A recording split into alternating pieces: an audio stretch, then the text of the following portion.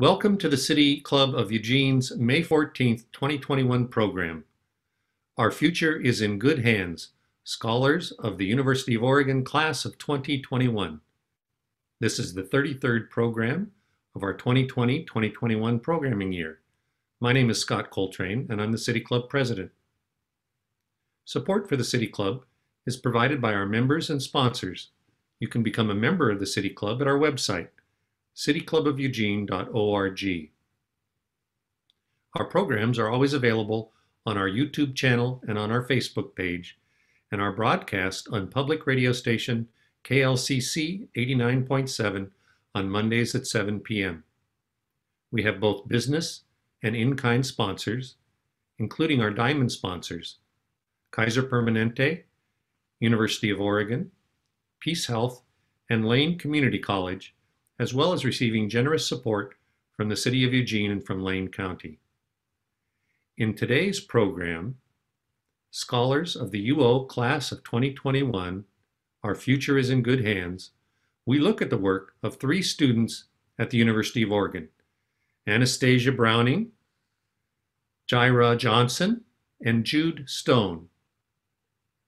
Anastasia Browning is a psychology major and works as a research assistant at the Social and Affective Neuroscience Lab and the Cognitive Dynamics Lab in the Department of Psychology. Jaira Johnson, an anthropology and linguistics major, is a winner of multiple scholarships and a research assistant in the Primate Morphometric Lab. Judy Stone, a political science major, has spent the last couple of years working as an administrative assistant in Clark Honors College and an education and activism coordinator for the LGBTQ3A Alliance at the University of Oregon. Biographical information on our speakers is available on our website. I would like to thank Mary Layton for coordinating today's program. Near the end of every school year, the University of Oregon showcases the work done by undergraduate scholars with the support of the Center for Undergraduate Research and Engagement in a public research symposium. We often think of a university as a place where a community hands down the knowledge and wisdom of the ages. In this program, we are reminded that knowledge creation is, and always has been, also the mission of universities, and undergraduate students can participate. In this third annual celebration of their remarkable achievements, City Club of Eugene presents a sample of young researchers' work. Their presentations are a parting gift to us as they graduate and head off to change the world. Our format today includes a question and answer period via Zoom. All right, so as Scott mentioned, I am a graduating undergraduate psychology major at the University of Oregon. My name is Anastasia Browning, but I kind of wanted to share with you a little bit about my journey here before getting into the details about my research work and interests, because it's definitely not your traditional one. So I identify as a non-traditional student, specifically because I returned to, or I should say I began my academic career later in life. I'm 36 now, and I intend to continue through academia in pursuit of a PhD in clinical health psychology after graduating with my very first bachelor's at the University of Oregon. I think it's important that I share this with you because the theme of this talk is the future is in good hands. And as someone who is considered to be on the older side of her younger years, I believe we often bear a disproportionately heavy amount of weight and responsibility on our younger generations. And I don't doubt that they can carry that weight. I'm not saying that. The future is in good hands, but those hands should include all of ours together. There's a lot of work to be done out there, and if you see a system or a function of our world that you think needs changing, it's never too late to stand up and get your hands dirty and put in the hard work that to see that the world is directed towards a better path. I myself chose to follow this academic goal because of the holes that I saw in our healthcare system through caring for my own aging and passing parents. There's a lot about our healthcare system that isn't very supportive of our elders nor people of color, and neither for anybody living with a disability. And a lot of issues I've noticed are centered around our lack of awareness of the impacts that our psychological and social structures have on our long-term health and adjustment to disease. So I'm kind of constantly asking, how can we support and strengthen our psychosocial structures to improve our health outcomes? And when the pandemic hit, I kind of immediately saw a place where we might be able to do so. And that's where my research comes in. And so I'll share with you a little bit about that. So during the early days of the COVID-19 crisis, we saw a rapid move to socially isolate. And I noticed kind of what felt like a surge in self-protective thinking in America. All of this was, of course, in an effort to remain safe, right, from this deadly virus. But all through this whole pandemic, I had 3 main points from the World Health Organization's constitution that kept repeating in my head. And I felt that they were super important to emphasize here. The first is that the health of all peoples is fundamental to the attainment of peace and security, and that is dependent on the fullest cooperation of individuals and states. The second is that the achievement of any state in the promotion and protection of health is of value to all. And the third is that the informed opinion and active cooperation on the part of the public are the utmost importance in the improvement of the health of the people. So if you guys know, in the early days of the pandemic, the CDC recommendations of social distancing were framed in what psychologists call avoidance terms. So these would be focusing on protecting yourself against COVID-19 by avoiding contact with others. So COVID-19 here being the negative outcome that you're trying to avoid. I was concerned that these messages might cause an already distressing and traumatic situation to be compounded with negative feelings and stress. I was also concerned about the effectiveness of these messages, seeing as following them was quintessential to our success at mitigating the virus at the time. So many theories from psychology are actually relevant to communication about our health behaviors. Scholars of motivation have long theorized that how one communicates the framing of your goals is expected to have a direct effect on the success and timely accomplishment of them. So they explain this in 2 ways. On one side, you have approach frame goals. So these are considered to be purpose-driven or active goals, motivated by the attainment of a desired positive outcome. So for instance, someone choosing to study super hard because she wants to become a psychologist, right? So in the other direction, you have avoidance frame goals. These are explained as the avoidance of unwanted or negative outcomes. So for instance, someone who chooses to study really hard to avoid disappointing his parents. So this person is working to avoid a negative, unwanted outcome. Another really wonderful theory in psychology related to health behavior change and motivation is self-transcendence theory. So self-transcendence is described as the ability to transcend outside of individualistically bound perspectives by bringing to your conscious awareness the interconnectedness between yourself, the environment, and others. And the theory of self-transcendence also suggests that creating concern for the greater good can actually increase an individual's responsiveness to new input and promote healthy behavior change.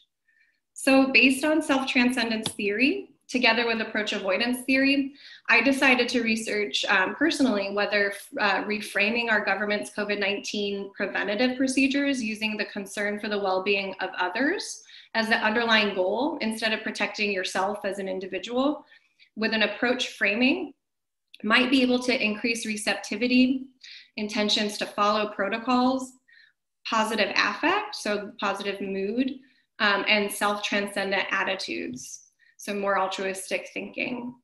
And also possibly decrease negative affect and self-reported levels of stress experienced during the pandemic. So I collected a total of 832 highly representative participants on April 14th of 2020. And I randomly assigned them into 4 different groups. In each group, participants viewed a virtual health pamphlet, which I adapted directly from CDC recommendations of mitigation protocols at the time of testing. Each pamphlet had either approach or avoidance framing and either self-protective or altruistic goals embedded within the message. And immediately after viewing the pamphlet, participants completed a set of self-report surveys where they shared with me about their feelings, their perceptions, and their intentions after having read the health pamphlets.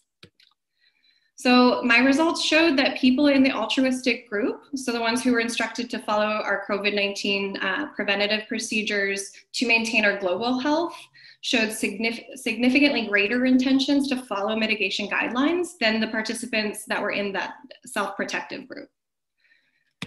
Greater intentions to follow guidelines were predicted by older age, being non-male, and having less secure employment. However, there remained a significant effect of the altruistically framed messaging, even after controlling for these individual differences. So I found these results highly concerning, seeing as a self-protective group was the most closely representative of the real-world messaging that was being shared from our government at the time of testing. But these results do show that there are ways that we can improve our communications to help encourage people to work together during times of global crisis like these. Our future selves would benefit from discovering ways to talk to each other, to promote collective action that translate regardless of our identity politics. We also need to recognize that it's important to identify ways that we might influence the public's acceptance of our preventative guidelines, because many of our members in the community are still unvaccinated and we're still struggling on our path to reach herd immunity. This is important if we want the safe reopening of our states and to start rebuilding our economies. And it's crucial if we want to decrease the burden on our healthcare workers and slow our growing mortality rates as well. So thank you. That's basically my research in a nutshell. I want to especially thank everyone at the Center for Undergraduate Research and Engagement at the University of Oregon and my incredible mentor, Elliot Berkman, for their help and guidance, for showing me that there is an incredible amount of support out there if you are interested in getting into research. No matter of what your current life status is, people are there to help you along the way. It's been a tremendous community to be a part of. So thank you for that. And that being said, I'm going to pass the mic over to Jaira, who's going to share their research with us as well. Thank you, Anastasia. So as Anastasia said, my name is Jaira. Hi, everyone. I'm a senior here at the University of Oregon, and I have a double major in biological anthropology and linguistics with a minor in African studies. So what I do in anthropology is essentially I study what it means to be human and what makes us human. And then with linguistics, I study languages. So as a whole, I study the uniqueness of human nature and then the origins of humans as well. So here on campus, the research that I will be presenting to you today is actually my honors thesis. I'm a student in the Honors College here at the University of Oregon, and I'm also a McNair Scholar. So this served as my honors thesis and also my McNair Scholars research. So originally, I'm from Eunice, Louisiana. So just as Anastasia's an non-traditional student, I'm an out-of-state student. So coming to the University of Oregon was actually a huge dream of mine, and I'm very thankful that I was accepted at the U of O and how the Eugene community has gone and welcomed me here in Eugene, which is very nice. But today, I'll actually just go ahead and get into a little bit of what I did for my research. Okay, so the title of my thesis is essentially quantifying cranial shape change with age in adult modern humans through a geometric morphometric approach. Now that does sound very technical, so I'm actually gonna break this down. So cranial shape change, basically what I'm looking at is how your skull changes shape once you reach adulthood. So I'm defining adulthood from age 20 up until the time of your demise. I know that kind of sounds a little morbid, but that is what I was looking at. So normally skeletal ontogenetic changes or skeletal developmental changes are seen within the prenatal stages. So when you are conceived and within the womb and growing up until subadult stages. So I'm defining subadult stages as from age 17 to 19. So again, I'm looking from 20 up until demise. And then also they're mainly looked in the postcrania. So the postcrania is actually everything from your neck down. So the cranium is its own thing, and then everything else is its own monster as well. So the skull actually has its own ways of identifying age within humans. So you can look at tooth eruption. So whenever your teeth come in, like for toddlers, their teeth normally come in at about 1, and then they continue through their teen years. And then you should be getting your molars at around like your mid-20s for some people. Some of them get them a little earlier.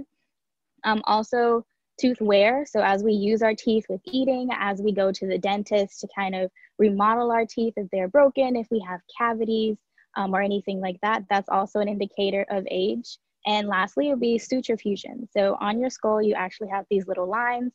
You can think of them as like cracks in the concrete. And if they are fused, then that means that you have a particular age that it corresponds with. So essentially what I was looking at with my research was what other features are there for a crania if I don't have any teeth, or if the suture, or if it's in pieces. So I can use this research to do forensic anthropology, which is essentially looking at if there are remains found at a crime scene. I can use this research to do that. I can also use it for paleoanthropology, which is looking at our hominid or fossil ancestors. So for those of you that can see the little screen here, I use the Terry collection. So the Terry collection is a collection by Dr. Robert J. Terry. He was a professor in St. Louis, Missouri. And what he did was essentially compile a collection of individuals. So these were non-consenting individuals, and I want to make sure I highlight that. Non-consenting essentially means that they did not donate their body to science willingly. So there's also one person who is a consenting individual, who's Dr. Grover Krantz. He actually was professor for biological anthropology, and he donated his body to this research. So that's important to note and give acknowledgement to the specimens that I used, because they were real people, and even past their deaths, they continue to educate us to this day. So for my research, I had a sample of about 13 specimens. The youngest individual was 34, and the oldest individual was 71 years old. So what I did was I actually used a process called photogrammetry, where I took photographs of the skull. So this is kind of cool, to where you can use an everyday phone or an everyday camera and take pictures of a specimen. Then you can digitize those photos and make 3D models out of those specimens. So I had about 100 photo scans of each specimen. So from a top view or a superior view, and then an inferior view or a bottom view. So after I had the digitized images of those specimens, I actually got to do a fun technique called cranial landmarking. So cranial landmarking is essentially, if you're thinking of a location drop pin or like directions on a map, normally they have a point that says you are here. So that is one landmark. And then your distance to another landmark or another drop pin, that is the distance that I was looking at. So if you can see on the screen here, there's actually a digitized skull here, and you'll see little blue dots. So these blue dots are landmarks themselves. So if you can think about on your head, if you were to touch your nose and then touch your cheekbone, that would be a landmark of you touching your nose, and then a landmark of you touching your cheekbone. So what I essentially did from here was use these landmarks to kind of create a visualization of the trajectory of where these landmarks would move. So again, we can use our nose and little cheekbone analogy. So if you would think about it, if you had your finger on your nose and then a finger on the tiny little cheekbone that is right next to it, those points actually move as you age. So if it's a solid dot, if you can think of it as an arrow, so essentially your landmark on your nose is there, but as you age, as you progress through age, they actually move kind of slightly to the left or slightly to the right.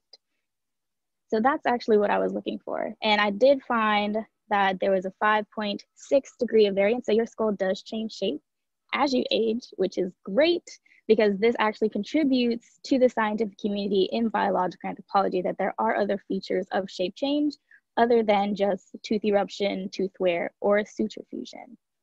So basically a extenuation of this research is to use this for forensic anthropology. So this can be used to help age individuals from unsolved cases who they have remains that are unidentified.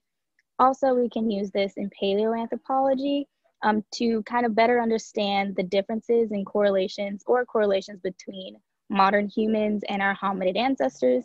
So when I say our hominid ancestors, I'm meaning like Neanderthals who are Homo neanderthalis or any of the other Homo species, because we are Homo sapiens. So that is the total summary of what I did with my research, and I will actually be extending on this.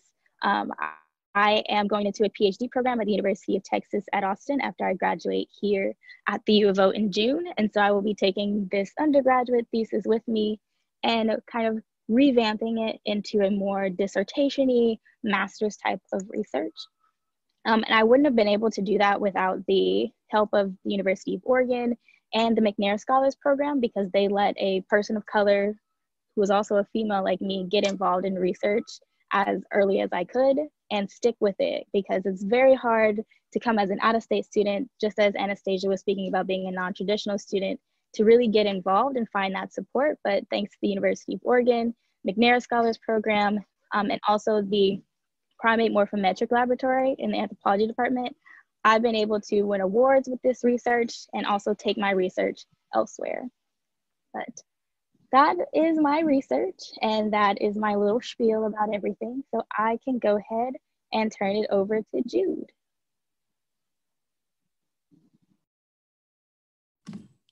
Thanks, Tyra.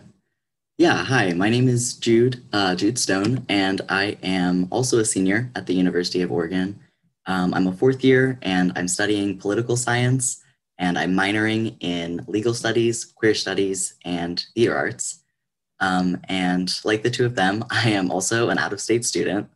And the thing that really brought me to this research is that when I was growing up, I faced a lot of transphobia from the superintendents of my high school. And, while I fought for equal treatment in every way that I could, I just didn't have, the legal backing for people like me. And so ever since then, I've been really passionate about creating legal and political equity for marginalized people, particularly for trans people. And so now I work as the Education and Activism Coordinator of the LGBTQA3 Alliance at the University of Oregon. And I'm also interning with the Oregon Justice Resource Center while we're working on a lawsuit against the Oregon Department of Corrections for how they've mishandled treating COVID for incarcerated people in Oregon. And I'm also interning with OSPRG Students, which stands for Oregon Students Public Interest Research Group. And we work on public interest issues through grassroots activism on things like the environment and college affordability. And I'm excited to work with them next year. Once I graduate, I'll be the campus organizer at the University of Oregon. So I'm excited to stay a part of the UO community. But just before I dive into my research, I just want to give listeners a heads up that my topic is about racist and anti-trans murders. So I just want to be mindful that that's a heavy topic and not everyone might be in the space to listen to that. So I just want to give folks a heads up. But my research is really looking at two primary issues. So I'm looking at how BIPOC trans femme people, so to break that down a little bit, BIPOC stands for Black, Indigenous People of Color, and trans femme people, here I'm defining as people who were assigned male at birth, but identified as trans women or as gender nonconforming people. So that could be non-binary or drag queens, two-spirit, and so on. So BIPOC trans femme people are killed at absurdly high rates in the United States. And the way that the law treats trans people establishes a culture of devaluing their lives. And, whether it's through police brutality or through legal discrimination. And then the other issue that I was looking at was that BIPOC men are policed, arrested, and incarcerated at obscene rates. Previous studies have already shown that BIPOC men, particularly Black and Latino men, are routinely criminalized and treated worse than white people throughout every aspect of the legal system. So what I was looking at was how courts policed each of these groups, BIPOC trans femme people and BIPOC men, on either side of a case, right? So with the trans femme person being the victim and the BIPOC men being the defendants. And here I use victim in the legal sense only. I don't want to label these trans femme people as victims in any other context because it erases the agency and resistance that they have. But my primary research question was looking at how does race impact homicide convictions of trans femme people? So depending on both the defendants and the victim's race, how does that affect who is convicted and what conviction they receive? So really quick, before I talk about what I found, I just want to give a little bit of background. The law is used to maintain social order by criminalizing certain groups of people as deviant. So the law heavily associates queer people, and specifically trans people, with narratives that paint them as sexually depraved, deceitful, mentally deranged, and predatory. And that's especially true for BIPOC trans femme people. And likewise, the law also casts BIPOC men as criminals, as thugs, lazy, hypersexual, and hyperviolent. And what's really important is that those narratives are not independent of each other. Historically, the US has defined queerness and race simultaneously and in relation to one another, and it still does today. So that helps explain why BIPOC trans femme people in particular are targeted by so much violence and dehumanization. And the other piece of background I want to give is that criminal law allows people to exploit biased narratives. So lawyers use criminalizing narratives to dehumanize both the trans femme victims and the BIPOC defendants, depending on which side they're representing. And studies have consistently shown that both judges and juries are actually heavily influenced by these narratives and their implicit biases, which everyone has.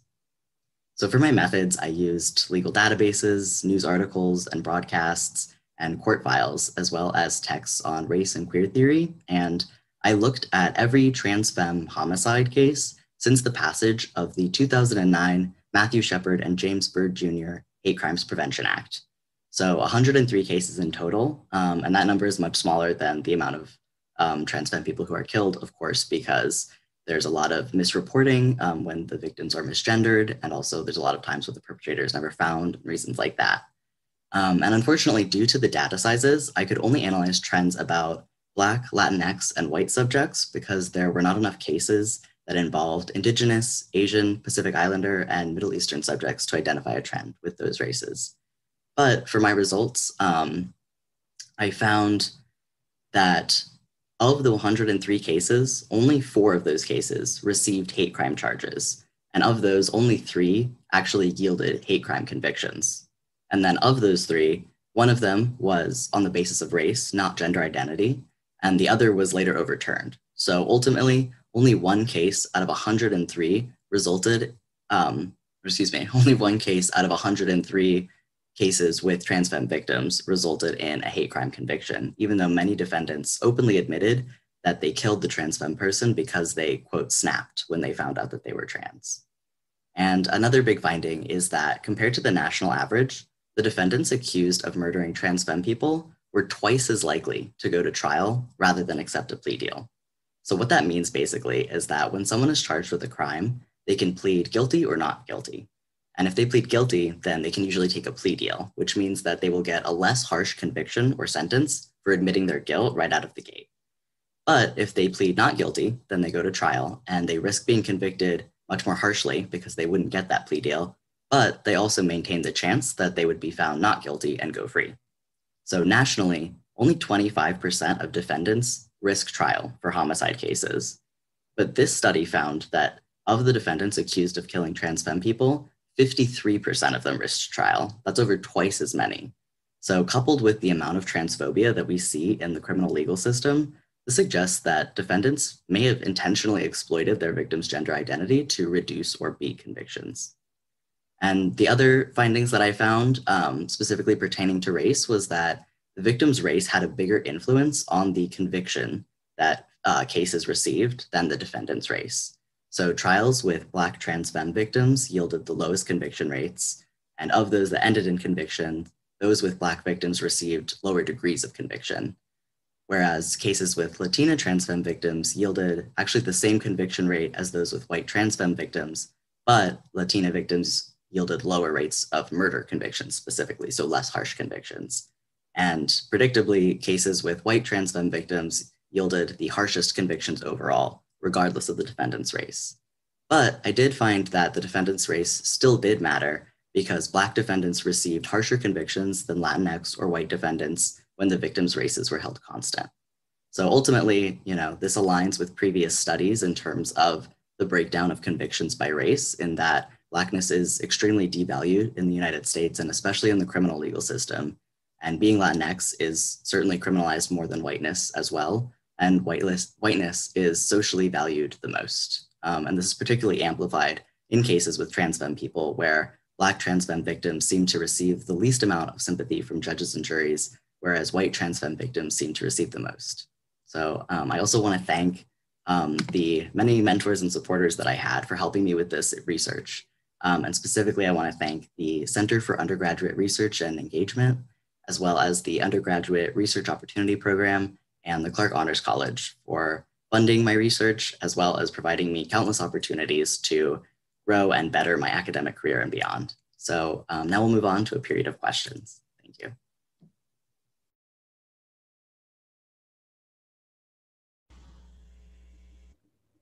So I'll start things off. As a former dean and provost at the University of Oregon, the Undergraduate Research Symposium every year was one of my favorite events.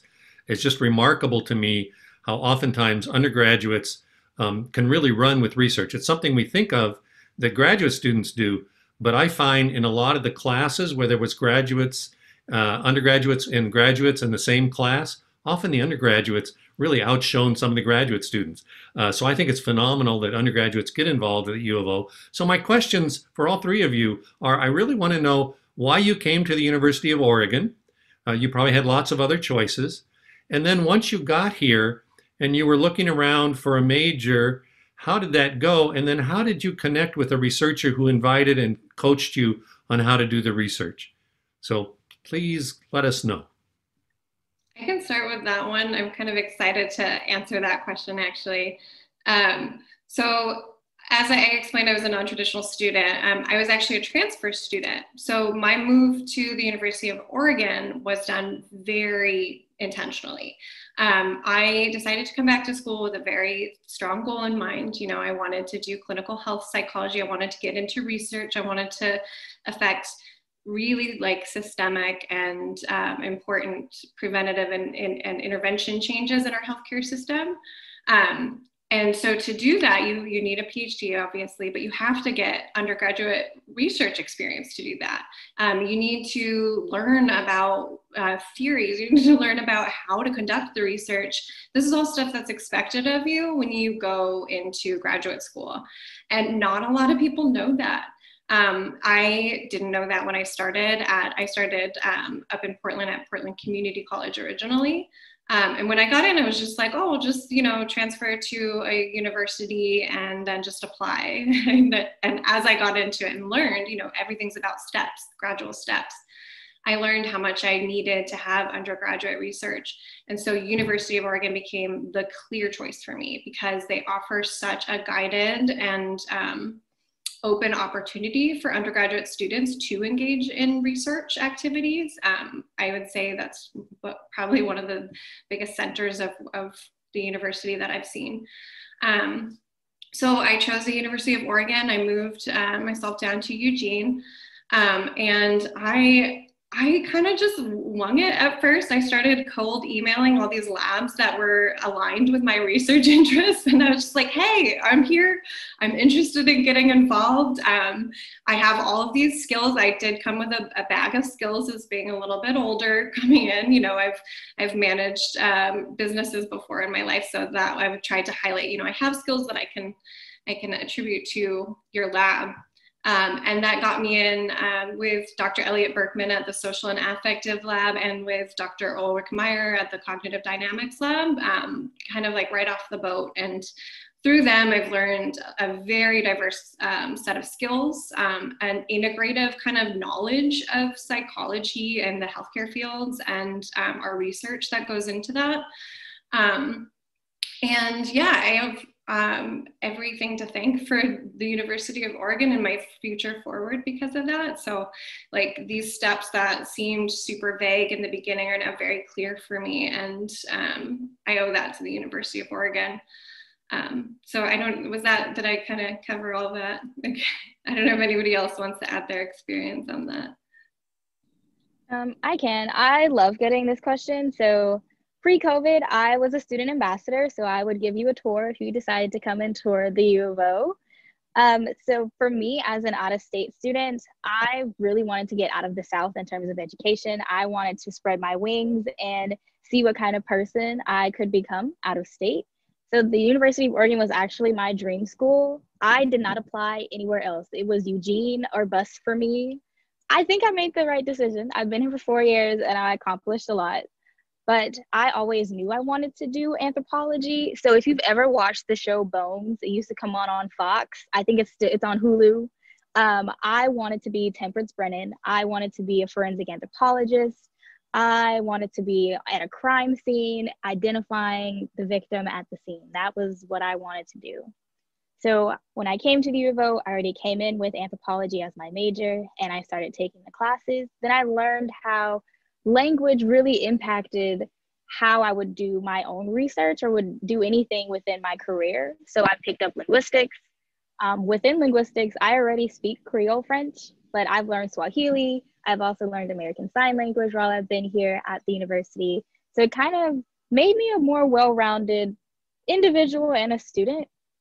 So in terms of research, I'm also a student in the Honors College, just like Jude. So it's mandatory that our senior year, we write and defend a thesis. So I was taking one of my osteology classes in the anthropology department. I was like, I really like this. And I really like the professor, who's Dr. Stephen Frost. And I legit went up to him and was like, hi, I have to write a thesis. Can I come and work in your lab? I can work in any capacity. I could sweep the floor. I could catalog all the bones you have. I could update your software on your computers. And he was like, yeah, sure. I actually have a project for you. And it kind of went off from there. So I got the opportunity to make his project my own. He wanted to stay more of the forensic realm, but I decided to do forensics, paleoanthropology, which is looking at our ancestors, and growth and development. So I really took what he wanted and put my little spice on it, per se. So that's how I got directly involved in research. So High Anastasia was just cold emailing everyone. A lot of students go that route, or if you find a favorite professor that you like, you can email them, say, hi, I love your class. I want to work in your lab. So that was my research journey. And then also as a McNair Scholar, you had to have a project. So I turned my honors thesis into my McNair Scholars project. So yeah, Jude, if you want to add your little. Yeah, thank you.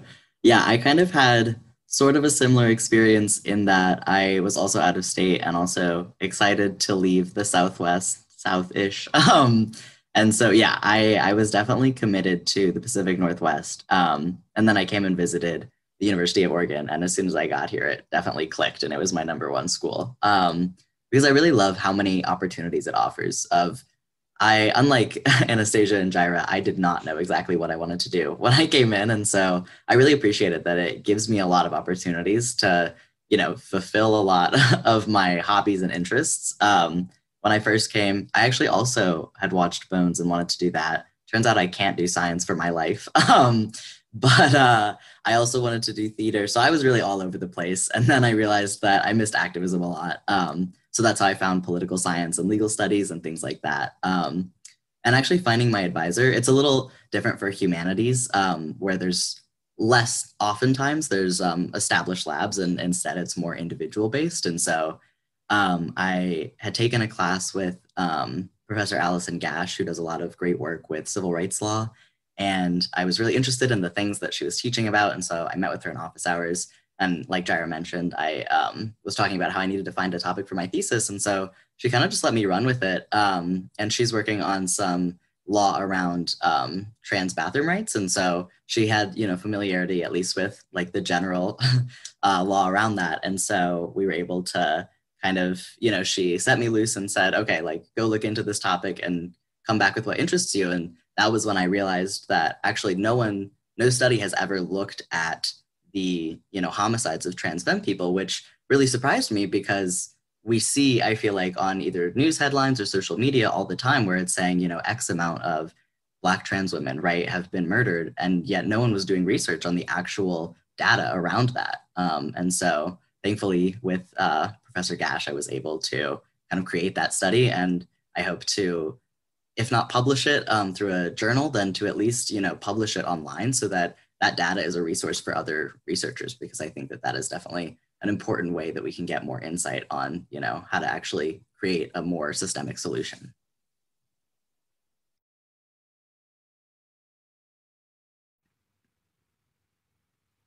Oops, Mary, you're muted. I have a few questions, but one of them is, how do you find the time? I mean, do you have the level of scholarship or family support or whatever that allows you not to have a job, or do you have to squeeze this into a job? How do you, I was just thinking about my undergraduate years. Oh, I was working 3 jobs, so it was no research for me. But this requires quite a lot of focus, and it must be time consuming. How is it that you manage that? You want me to start again? Sure. Well, yeah, because you're at a you know. Yeah, so that's a great question too. I supported myself. I've been independent since I was in my teens, actually. So deciding to go back to school, it's part of the reason I didn't go right away after high school, was because I was independent and paying for myself. And at the time, it was more important for me to have a job and a roof over my head, right? Yeah. But, I think like there are avenues to succeed in academia. It just takes a little bit of research. So you kind of have to be research minded to get into research, go figure. But there are so many opportunities. One, I was able to apply for a bunch of scholarships that helped me in paying for my college tuition. There's still bills, obviously. And so I was able to take my research assistance and actually gain employment through the University of Oregon from that. And there's lots of opportunities for that to happen as well.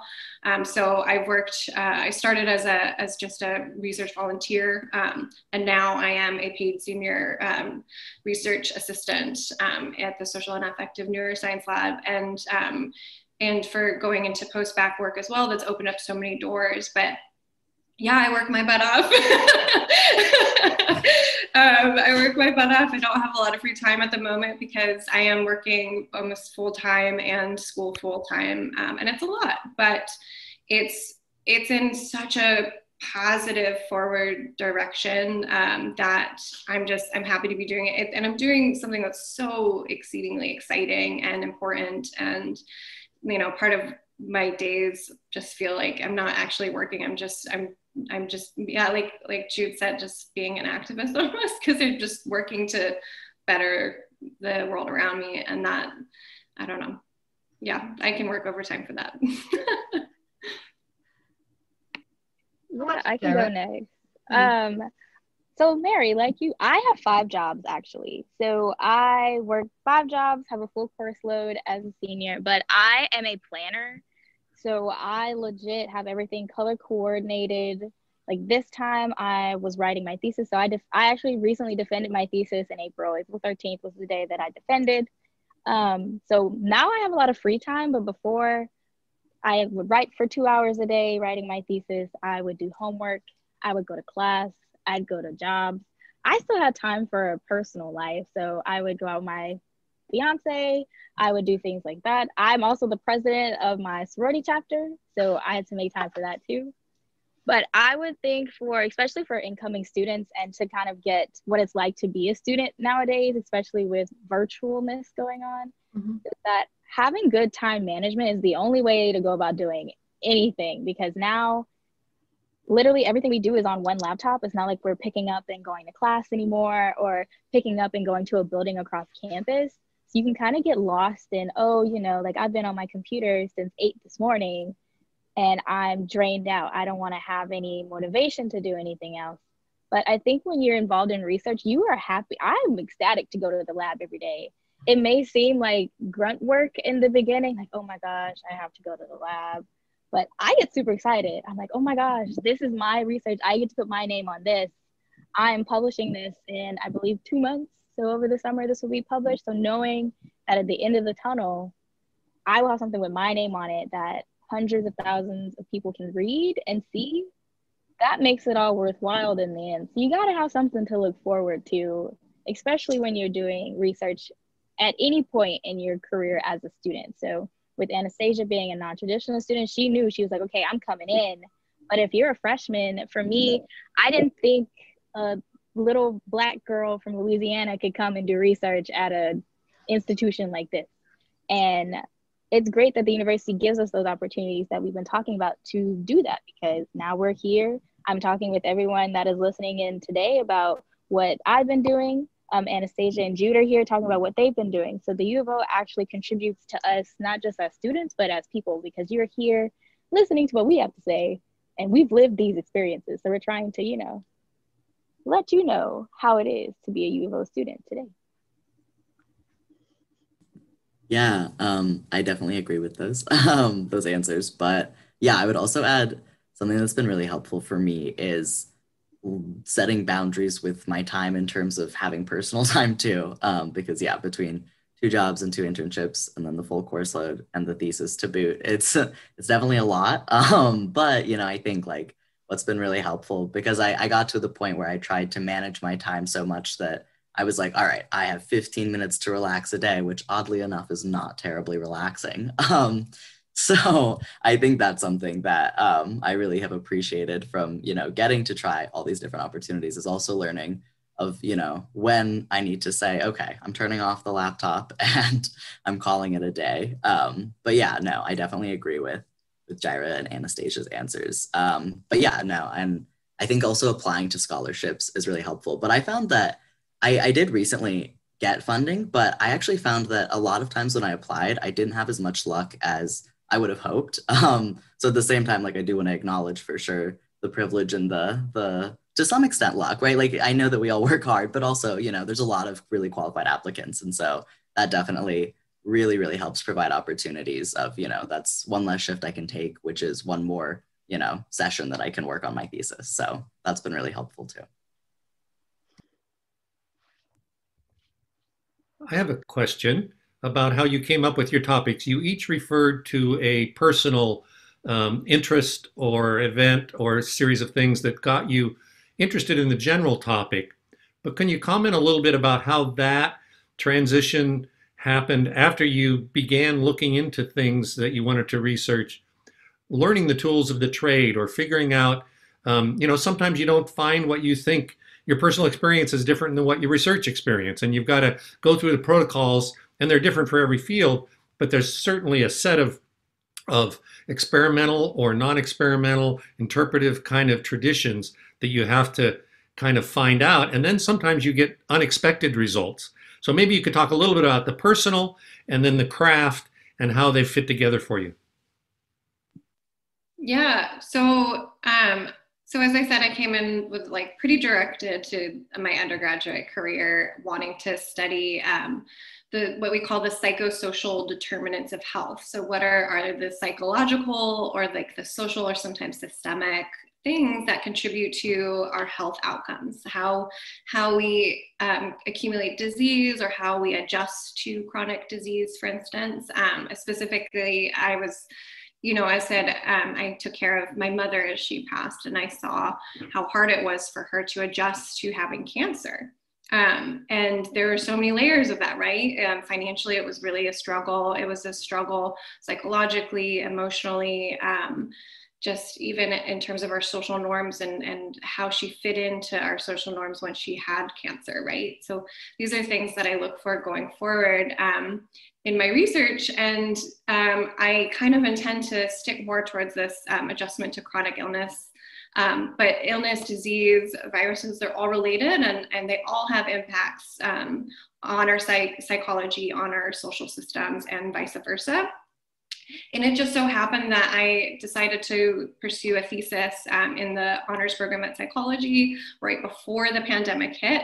And I was in discussion of kind of similar constructs with Dr. Elliot Berkman, looking at how we can benefit and kind of strengthen adjustment to aging and disease. But then the pandemic hit, and I had to just completely put it on hold, reconfigure everything. And I was just sitting there like, I don't really know what I'm gonna do. But then I was like, I just had this every day, this like pit in my stomach where I was just like, this seems like, there's so much going on right now. And I'm like, are we doing this right? Are we doing everything we can? And how can I help, right? And it became clear to me that I know a bit about what is effective communication in terms of our motivation and our goals. And I understand like how we can kind of promote our adherence to specific health behaviors that we need to adopt to prevent disease or to adjust to really catastrophic events. And so that's kind of how I got onto that. I looked at some theories behind our health communication and put that into a research question that I then tested, and that's how the whole thing began. I would say for me, my thesis was not my original question that I was going after. So you'll notice that sometimes while you're doing research, you'll start off with one idea and one question, and then you'll go through the process and notice this really isn't what my results are taking me to or my methods are taking me to. Originally, I wanted to look at human modernity. So what made modern humans, different from chimpanzees or any of our other primate ancestors. But when COVID came, I had already had my position in the lab. So I was like, I can't go out in the field and actually observe any primates and observe actual humans other than, my roommates. But I decided to kind of take the project that Dr. Frost gave me and just revamp it in the way that I originally wanted to go and add my modernity aspects to the project that was already I was already working on. So as I started doing the actual methods, as in creating the 3D models, looking at the shape change as an individual progressed through age, I noticed that that's where I could bring in my growth and development interests. That's where I can bring in my paleoanthropology interests, because how does this correlate with like a baboon, for instance, which I did find a correlation with a baboon when I ended up finishing my thesis, which was pretty cool. So I had the opportunity to kind of make it my own thing based off of what I originally wanted to do, because it kind of got, I guess you can say, derailed. But I put my train back on track to do what I needed to do. So you go through a lot of ups and downs in research of, this was my question. My question is too broad, so I need to narrow my question. Or it's too narrow, so now I need to broaden it a bit to entail everything that I want to, I guess you can say, portray to my reader or within my results. So it changed and varied a lot, but I think I got to a question that, one, contributed to the scientific community, because no one ever did research what I looked at. No one has ever done that. They've only done it with postcrania and with younger individuals. So now I can go and take that into a new area of research for other students to do, or for me to pursue when I get my PhD. Yeah, I had a similar experience to Jaira, actually, where my original question is not what I ended up answering, because my first question was looking at, how does the race of the defendant and the victim influence who gets hate crime convictions? And then when I was doing the research, when I was making my data sheet, I was going through and I was marking off yes or no for if they got hate crime convictions. And, I was on case 50 and all of them were no. And so, that kind of opens up its own thing, which I get into in my thesis. But, it just kind of showed me that we're convicting those at such low rates that that's not even a viable question anymore, right? Because there's only one that was convicted on the basis of gender identity. So that's why it sort of shifted into, okay, well, if we're not even getting to that level of hate crime charges, what levels are we getting to? So that's when I started looking at, okay, who is getting more murder charges versus manslaughter? Because manslaughter is a less harsh conviction and sentence generally. And also who's getting convicted at all, right? Like which demographics of people are getting acquitted more than they are getting convicted and things like that. So it definitely shaped as the data kind of presented itself and I saw what I could actually find trends with. Well, so Jude, that raises a question for me, because I didn't get this on your summary either, I realized. So is your finding so far that there's no point in charging it as a hate crime because nobody ever gets convicted on a hate crime? Explain that more to me, because I don't quite get how it works. Yeah, and it's really complicated, because hate crimes were made, especially the 2009 Matthew Shepard and James Byrd Hate Crime Prevention Act. That was the first one actually that ever included gender identity. And so they were made as a deterrent to show people, right, when you commit violence and you use bias as a motivator, you'll get a harsher conviction, right? It enhances the sentence. And so it's supposed to deter that and kind of signal that that kind of behavior is unacceptable. But it gets into a complicated issue, and there's a lot of scholars that talk about it, where, you know, it raises the interesting question of like what justice actually looks like within the system, because in a lot of ways, the systems that are subordinating, you know, for example, Black trans femme women are also subordinating the Black men defendants who are being convicted very harshly, right? And so it's a really complicated issue of what does it actually mean to get justice for these victims, because the, you know, further supporting mass incarceration in our prison industrial complex and things like that really just create more systemic issues. And that's the thing, that's the structure that has been connected to high rates of violence, right? It's not any particular race, it's just the structures of unemployment and over policing and things like that. And also, yeah, it's exactly that too of, you know, clearly of all of these murders, because I took the entire population of cases, it's not just a sample size, right? And only one of them actually, you know, used the Matthew Shepard Byrd hate crime law. And so, yeah, it's definitely interesting because they're obviously not all of those cases were hate crimes, right? The victim just happened to be trans, but there were definitely a lot of cases in which the defendants just very explicitly said, yes, I murdered them because they were trans. And so, yeah, it does raise the interesting question of, you know, then who are we applying those hate crime laws for? And interestingly, you know, and predictably, the only person's case who got the hate crime conviction was a white victim, and the defendant was Latino. So, you know, there's definitely, we can see that kind of racial paradigm playing out there too. Where are you going to go with that? Yeah, I'm still working on it. I defend next Monday, so I'm still fine tuning for sure.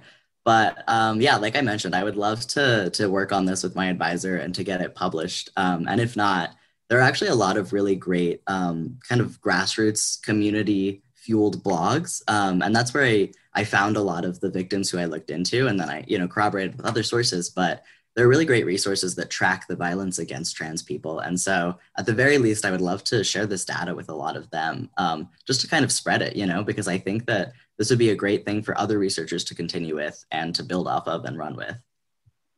But you're not going to be one. I'm hoping to get more into the legal policy, more into the like boots on the ground work. But for now, for the rest of my undergraduate career, yeah, I'll definitely stick with this project. I definitely want to see where it goes.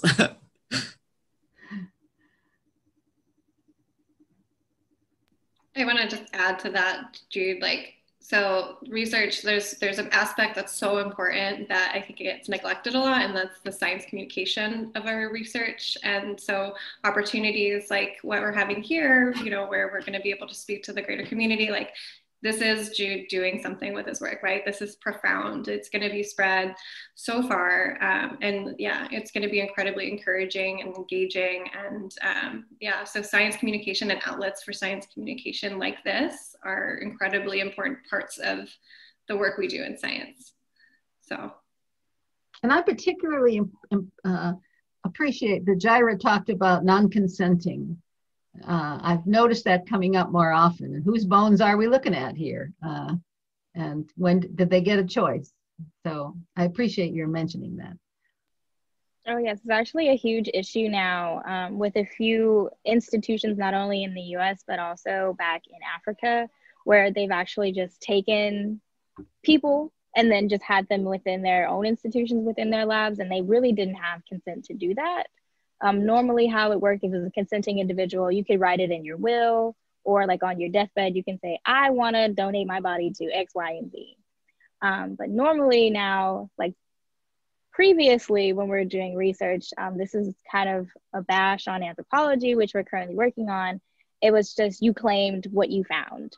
It wasn't, I don't want to try to identify next of kin. I don't want to try to do anything that could make me lose this specimen that I found. And now we're actually seeing kind of like a debate among scientists of, okay, what have we done to actually go and see who these people really were, / we need to give them back to their original people or their original families.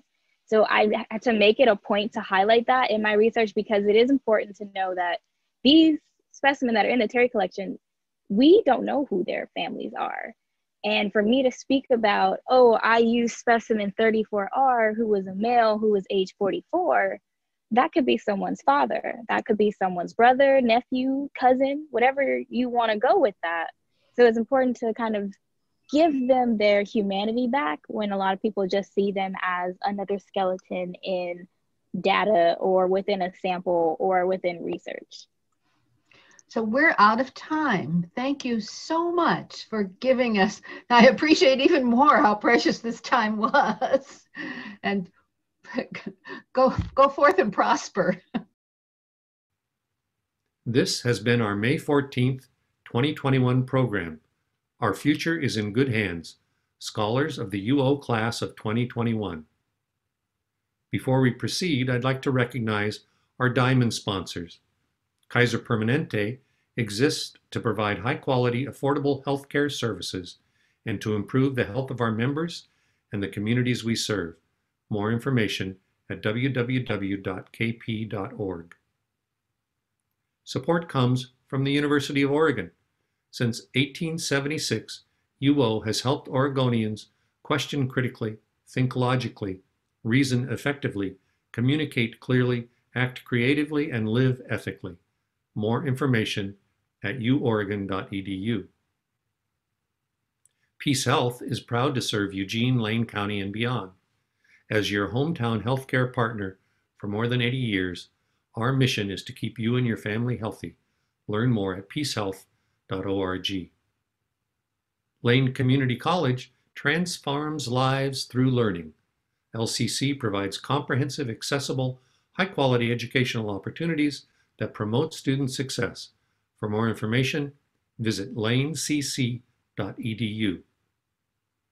I would also like to acknowledge our gold sponsors, AARP of Oregon, Luvash Cobb, Jerry Diethelm, architect and landscape architect, and our Ruby sponsor, Johnson Johnson, Lucas and Middleton, a team of experienced, compassionate attorneys fighting for justice.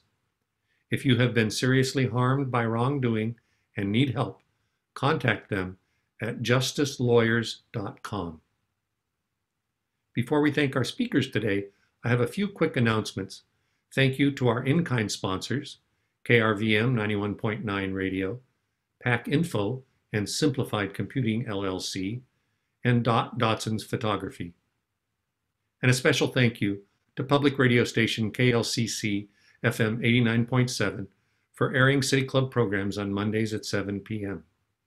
Our programs are always available on our YouTube channel and on our Facebook page. If you're a City Club of Eugene member, you can ask a question at a future taping of our programs. If you are not yet a member, you can join and then participate. More information is on our website. Next week, the City Club of Eugene will host the annual Turtle Award, honoring two local folks who have stuck their neck out for the good of the community. Betty Snowden and Mo Young are this year's recipients, and we are glad to be part of this annual tradition. We will also have our yearly election results for the coming year with statements from our new board members and from incoming President Kitty Piercy and President-elect Karin Knudsen. And please join us at our annual meeting to be held virtually via Zoom this year on Friday, May 21st at noon. You can join the meeting, hear more about our plans for the coming year, and ask questions of our new board members and incoming officers by requesting a Zoom link at our website at cityclubofeugene.org. More details and information about future programs can be found online at our website. Now, I would like to thank today's speakers for a great program: Anastasia Browning, Jaira Johnson, and Jude Stone. Thank you so much for a great program. This concludes today's forum. Be well and stay safe.